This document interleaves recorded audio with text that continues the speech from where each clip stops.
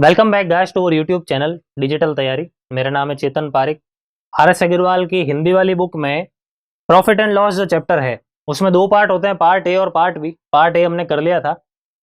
Part number 12 जब इस series का शुरू हुआ वहां से एक बुक का पार्ट भी शुरू हो गया है, तो उसमें अब कंटिन्यू करते हुए इसी सीरीज में पार्ट नंबर 14 हम शुरू करने जा रहे हैं। तो क्या है, देखो हमारा पहला सवाल इस वीडियो में, हर एक सवाल साथ साथ में ट्राई जरूर करोगे, ठीक है, ताकि अच्छी तरीके से सारे के सारे कॉन्सेप्ट क्लियर हो सके। क्या है हमारा पहला सवाल? तो पहला सवाल कह रहा है कि 9 वस्तुओं का विक्रय मूल्य 15 वस्तुओं के क्रय मूल्य के बराबर हो तो इस सौदे में लाभ या हानि का प्रतिशत ज्ञात करो।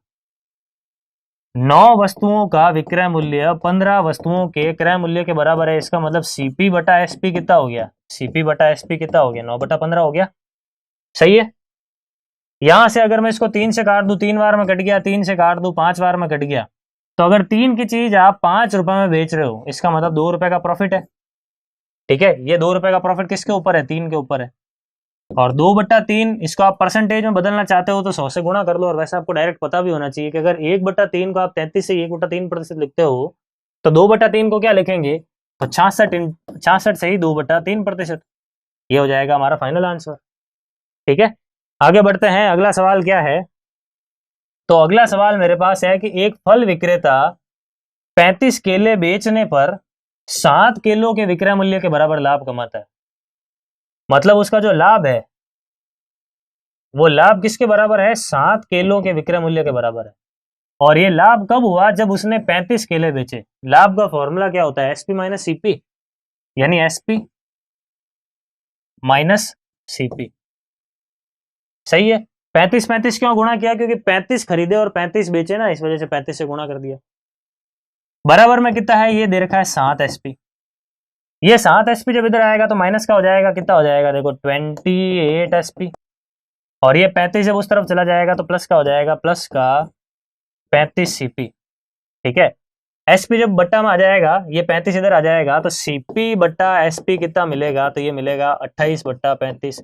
7 से काट लिया 4 बार में, 7 से काट लिया 5 बार में। तो अगर 4 की चीज 5 में बेच रहे हो, इसका मतलब 1 यूनिट का प्रॉफिट हो रहा है किसके ऊपर? 4 के ऊपर। 1/4 किसके बराबर होता है? तो वो हमें अच्छी तरीके से पता है, ये 25% के बराबर होता है। तो 25% क्या होगा? हमारा प्रॉफिट होगा। ठीक है, आगे बढ़ते हैं। अगला सवाल क्या है, एक बार ट्राई करो पहले, उसके बाद यहाँ पे सोल्यूशन समझो। तो सवाल ये कह रहा है कि यदि किसी पुस्तक के अंकित मूल्य पर 10% कमीशन दिया जाए तो एक पुस्तक विक्रेता 20% का लाभ कमाता है। यदि कमीशन बढ़ाकर 15% कर दिया जाए तो लाभ प्रतिशत कितना होगा, ये ज्ञात करना है। देखो, अंकित मूल्य पर पहले 10% की कमीशन थी, इसका मतलब 10 की चीज कितने में बेच रहे थे आप? 9 में बेच रहे थे। सही है। ऐसा करने पर उसको 20% का प्रॉफिट होता था। तो 20% का प्रॉफिट है, इसका मतलब 5 की चीज कितने में गई? 6 में। और ये चीज अब आपको अच्छी तरीके से क्लियर हो जानी चाहिए कि जब भी डिस्काउंट हो तो एमपी से एसपी के बीच में लिखो, और जब भी प्रॉफिट या लॉस हो तो उसको सीपी से एसपी के बीच में लिखो, ऐसा जैसे मैंने यहाँ पे किया है। अब इसको पहले दोनों रेशियोज को मर्ज कर लेते हैं, फिर आगे बढ़ते हैं। 6 और 9 और 6 का एलसीएम कितना? 18। 9 से 18 कैसा है? 2 गुणा करने पर तो 9 वाली लाइन में जो भी है 2 गुणा कर लो। उसके बाद 6 से 18 कैसा है? 3 गुणा करने पर तो इस लाइन में जो भी है उसको 3 से गुणा कर लो। ये आ गया मेरे पास सीपी, एमपी और एसपी का रेशियो। सवाल अब कह रहा है कि अगर छूट को 15% कर दी जाए तो प्रॉफिट परसेंटेज कितना होगा? तो छूट को बढ़ा लेते हैं थोड़ा। पहले छूट कितनी थी? 10% थी। इस बार छूट कितनी है? 15% है। एमपी तो वो की वो है, मार्क प्राइस तो वो की वो है, बस चेंज आप एसपी करने वाले हो। पहले ये एसपी थी तो अब नई एसपी मिलेगी आपको। तो नई एसपी मिलेगी, इसको मैं लिख देता हूँ ओल्ड एसपी, इसको मैं लिख देता हूँ न्यू एसपी। न्यू एसपी कब मिली? जब आप मार्क प्राइस के ऊपर 15% की छूट दे रहे हो। 15% को क्या लिखते हैं अपन? 3/20 लिखते हैं। इसका मतलब 20 की चीज आप कितने में बेच रहे हो? 17 में बेच रहे हो। यहाँ पे ऑलरेडी 20 है तो मैं इसी लाइन में लिख सकता हूँ इसको 17। अब आपको प्रॉफिट परसेंटेज चेक करना है। तो अगर आप 15 रुपए की चीज को 17 रुपए में बेच रहे हो तो आपको 2 रुपए का प्रॉफिट हो रहा है। किसके ऊपर हो रहा है? ये 15 के ऊपर हो रहा है। और इसको ये जो है फ्रैक्शन में है, इसको परसेंटेज में चेंज करने के लिए कर लो 100 से गुणा। ठीक है, 5 से काट लो 40 बार में, 5 से काट लो 3 बार में, तो यहां से कितना आएगा? तो यहां से आ जाएगा 1/3%। 1/3%। ये क्या हो गया हमारा? फाइनल प्रॉफिट परसेंटेज हो गया, ये बोला था 5 से काट लिया था 3 बार में 40/3 और इसको मैंने ये लिख दिया। क्लियर है? तो आई होप अच्छी तरीके से सवाल समझ में आ रहा है आपको। आगे बढ़ते हैं हमारे अगले सवाल की और। अगला सवाल क्या है देखो, तो अगला सवाल कह रहा है कि एक व्यापारी को एक प्रकार की चीनी 24 रुपए प्रति किलोग्राम की दर से बेचने पर 4% की हानि होती है तथा एक दूसरे प्रकार की चीनी ₹30 प्रति किलोग्राम की दर से बेचने पर 20% का लाभ होता है। इन दोनों प्रकार की चीनी को बराबर मात्रा में मिलाकर 32 रुपए प्रति किलोग्राम की दर से बेचने से उसे कितना लाभ होगा, ये आपको ज्ञात करना है। ठीक है, सबसे पहले तो क्या हुआ कि 24 रुपए प्रति किलो पर बेच रहे थे आप, जब आपको 4% की हानि हुई तो क्या इसकी हेल्प से मैं सीपी निकाल सकता हूं क्या इस मिक्सर की, पहले प्रकार की चीनी की? देखो 4% की हानि हो रही है, इसका मतलब 4% को मैं क्या लिख सकता हूँ, पहले तो 1/25 लिख सकता हूँ। अगर आप 25 के ऊपर 1 रुपए की हानि हो रही है, इसका मतलब आप 25 की चीज बेच रहे कितने में हो, 24 में बेच रहे हो। कितने में बेच रहे हो? 24 में बेच रहे हो। ठीक है, तो 24 रुपए विक्रय मूल्य है और एक्चुअल में भी सवाल में भी 24 रुपए दे रहा है, मतलब 1 से ही गुणा किया तो आप इसको भी 1 से गुणा कर लो तो आपको पहले प्रकार के चीनी का क्रय मूल्य मिल गया। कितना मिल गया? 25 रुपए प्रति किलो। कितना मिल गया? 25 रुपए प्रति किलो। अब दूसरे प्रकार की चीनी की बात कर लेते हैं। दूसरे प्रकार की चीनी आपने 30 रुपए प्रति किलो पर बेची तो आपको 20% का लाभ हुआ। 20% का लाभ का मतलब कितना होता है? 5 की चीज 6 में बेचना। 6 नहीं है, ये 30 है। कितना गुणा किया? 5 गुणा, तो इसको कर लेंगे 5 से गुणा, कितना हो जाएगा? 25। तो ये भी कितना हो गया? 25 रुपया प्रति किलो। सही है। सवाल कह रहा है कि दोनों प्रकार की चीनी को बराबर मात्रा में मिलाया गया और उसको 32 रुपए प्रति किलोग्राम की दर से बेचा गया तो प्रॉफिट कितना होगा? मैं क्या कर रहा हूं, मान लिया मैंने इस चीनी का 1 किलो लिया और इस चीनी का 1 किलो लिया, तो कुल मिलाकर मेरा खर्चा कितना हो गया? 50 रुपया हो गया। 1 किलो दोनों लिए मैंने 25-25 रुपए के हिसाब से, तो 50 रुपया खर्चा हो गया। और जब मैंने इसको बेचा 1 किलो ये वाला 1 किलो ये वाला, कुल मिलाकर 2 किलो हो गए। तो इन 2 किलो को जब मैंने 32 रुपए प्रति किलोग्राम के हिसाब से बेचा तो कुल मिलाकर कितने में बेचा? 64 रुपए में बेचा। कुल मिलाकर कितने में बेचा? देखो 64 रुपए में बेचा। तो अगर 50 रुपए की चीज 64 रुपए में बिक रही है तो प्रॉफिट कितना हो रहा है? देखो यहाँ से प्रॉफिट हो रहा है मेरे को 14 रुपए का। ये प्रॉफिट किसके ऊपर हो रहा है? 50 रुपए के ऊपर। तो मैंने यहाँ से 50 में डिवाइड लगा दिया। ठीक है, फिर क्या करता हूँ, फिर मैं इसमें 100 से गुणा करा देता हूँ ताकि ये जो चीज है किस में चेंज हो सके? परसेंटेज में। ठीक है, कितना मिल गया? देखो 28% मिल गया इसको सॉल्व करने पर। तो 28% हमारा क्या होगा? लाभ होगा। आगे बढ़ते हैं हमारे अगले सवाल की ओर। अगला सवाल क्या है देखो, तो अगला सवाल कह रहा है कि 200 रुपए प्रति किलोग्राम की चाय के प्रत्येक 3 केजी के साथ दूसरे प्रकार की 2 केजी चाय मिलाकर मिश्रण को 177 रुपए प्रति किलोग्राम की दर से बेचने पर एक दुकानदार को 18% का लाभ होता है। तो ये कह रहा है कि दूसरे प्रकार की चाय का मूल्य प्रति किलोग्राम में कितना है? 2 प्रकार की चाय की बात हो रही है, एक तो है पहले प्रकार की चाय, एक है दूसरे प्रकार की चाय। पहले प्रकार की चाय की कीमत कितनी है? 200 रुपए प्रति किलो है। ठीक है, 200 रुपए प्रति किलो है, इसका मतलब यहाँ पे लिख लो 200 रुपए। दूसरे प्रकार की चाय का जो भाव है वो आपको ज्ञात करना है, ये मुझे पता नहीं है तो मैंने इसको लिख दिया क्वेश्चन मार्क। लेकिन सवाल इतना जरूर कह रहा है कि आप इन दोनों चाय को, अगर आप इसका 3 केजी लेते हो तो इसका आप 2 केजी ले रहे हो, मतलब आपको ये रेशियो गिवन है 3 और 2। ठीक है, 3 और 2 ये रेशियो गिवन है। अगर आपको ये चीज भी मिल जाए तो आप ये निकाल सकते हो एलिगेशन को सॉल्व करके, है ना। तो कैसे करेंगे? 18% का लाभ हो रहा है। 18% के लाभ को हम सबसे पहले तो फ्रैक्शन में देख लेते हैं। इसको क्या लिखते हैं हम 18% को? 18% को हम लिखते हैं 9/50। मतलब 50 की चीज आप 59 में बेच रहे हो। ये सीपी है और ये एसपी है। लेकिन एक्चुअल में एसपी कितनी है इस मिश्रण की? तो एक्चुअल में एसपी 177 है, क्वेश्चन में गिवन है। कितनी है? 177 है। तो ये कैसा आया? 59 से 177 कैसा आया? 3 से गुणा करने पर। तो इसको कर लेते हैं 3 से गुणा। 3 से गुणा करते ही कितना आ गया? 150 रुपीज। तो 150 रुपीज हो गई मिश्रण की कॉस्ट प्राइस। ये पहले वाले चाय की कॉस्ट प्राइस, ये मिश्रण की कॉस्ट प्राइस। दूसरे प्रकार की चाय की कॉस्ट प्राइस क्या है आपको ज्ञात करना है। गलती से कभी कभार एग्जाम में स्टूडेंट्स 177 को यहाँ पे लिख देते हैं, जो कि गलत है। आप यहाँ पे सीपी लिख रहे हो ना, आप पहले प्रकार की सीपी लिखी है आपने, दूसरे प्रकार की चाय की भी सीपी लिखी है, तो फिर मिश्रण की भी सीपी आनी चाहिए। आई बात समझ में? तो यहाँ पे सीपी चेंज करना जरूरी है। इस प्रॉफिट परसेंटेज की हेल्प से इस एसपी को सीपी में बदल लो, सीपी निकाल लो इसकी हेल्प से। सब कुछ कर लिया हमने, अब ये चीज ज्ञात करनी है कुल मिला के। तो पहले इसको थोड़ा सिंप्लीफाई करते हैं। देखो 200 में से 150 जाएगा तो कितना आया, 50 आया। ये 2 से 50 कैसे बना, 25 से गुणा करने पर, तो इसको 25 से गुणा करूंगा कितना हो गया, 75। अब यहां पे ऐसा क्या रखूं जिसमें जिसको 150 में से घटाने पर 75 मिल जाए। तो आपके दिमाग में आ रहा होगा कि सर यहाँ पे 75 रख लो। अगर 75 रखते हैं तो 150 में से 75 माइनस होते ही यहाँ पे 75 मिल जाएगा। इसका मतलब दूसरे प्रकार की चाय का भाव कितना है, तो वो है 75 रुपए प्रति किलो। क्लियर है? आई होप अच्छी तरीके से सवाल समझ में आ गया आपको। अच्छा सवाल है ये भी। आगे बढ़ते हैं अगले सवाल की ओर। अगला सवाल क्या है, तो अगला सवाल कह रहा है देखो हमें कि एक बेईमान दुकानदार अपने सामान को क्रय मूल्य पर ही बेचने का दिखावा करता है तथा त्रुटिपूर्ण बाट का प्रयोग करके 6 सही 18/47% का लाभ कमाता है।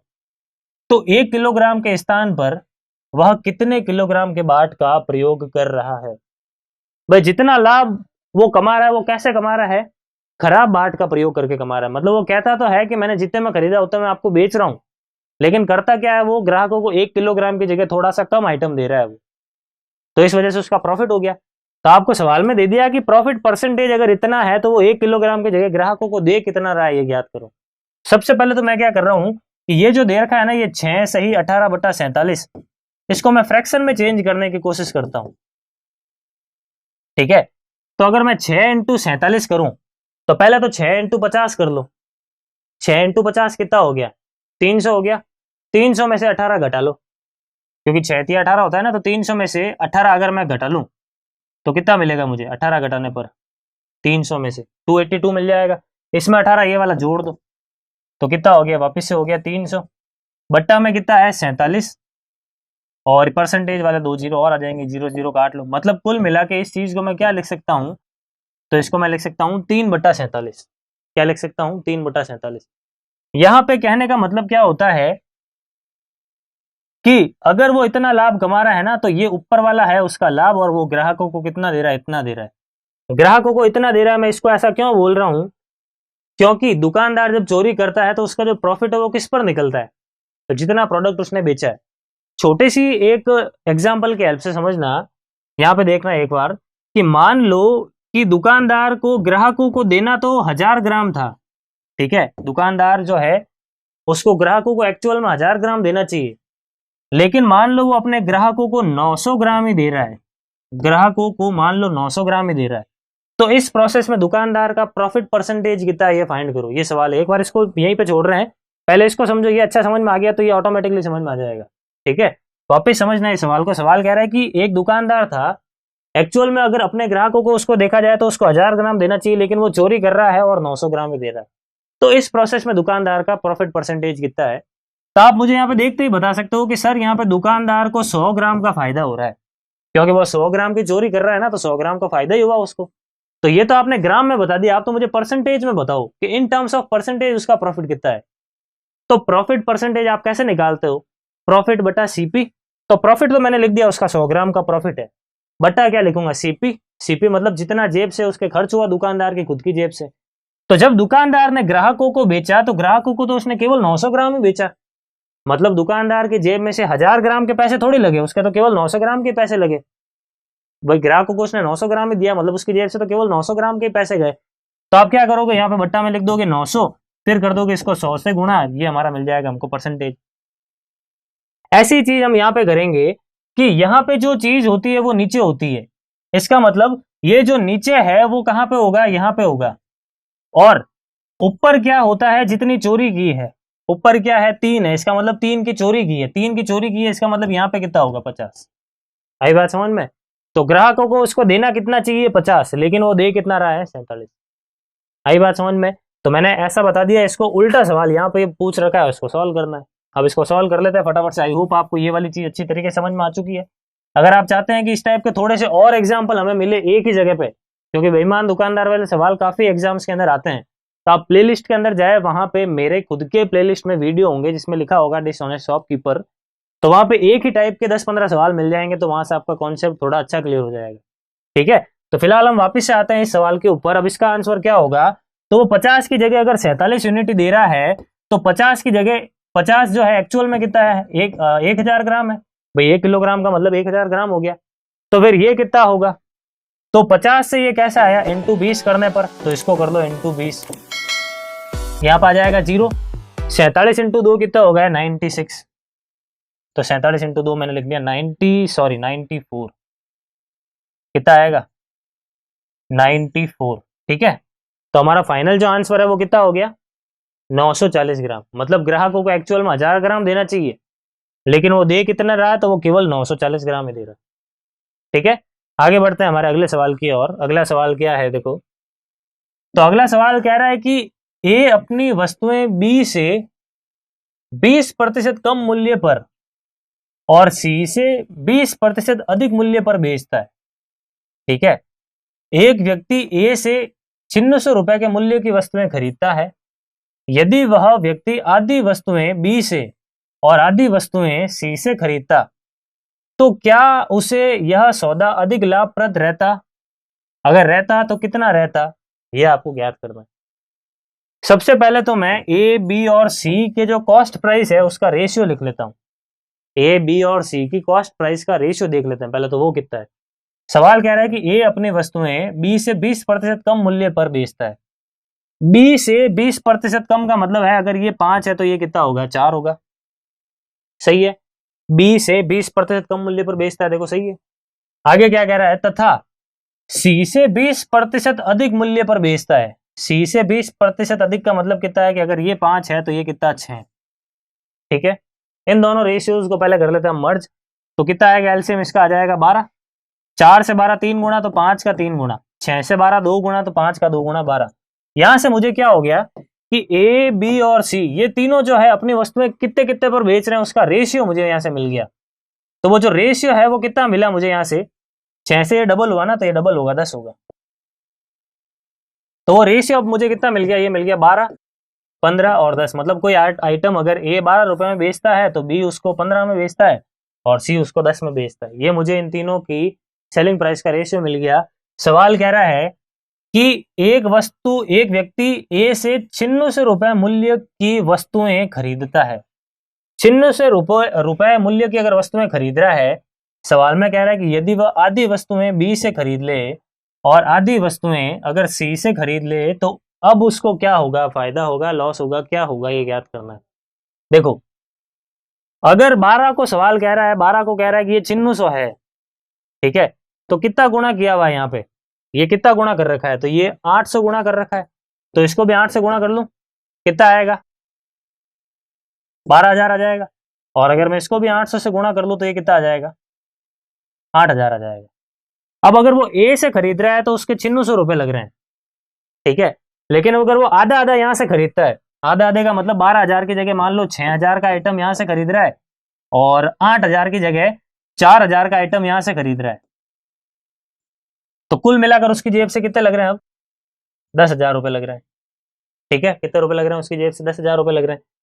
पहले कितने लग रहे थे 9600 रुपए लग रहे थे, अब कितने लग रहे हैं 10,000 रुपए लग रहे हैं। तो अब तो उसके घाटा ही हुआ ना खरीदने वाले के लिए, तो 400 रुपए का घाटा ही हुआ। तो क्या यह सौदा अधिक लाभप्रद होगा, तो बिल्कुल नहीं होगा, उल्टा नुकसान हो गया उसको तो 400 रुपए का।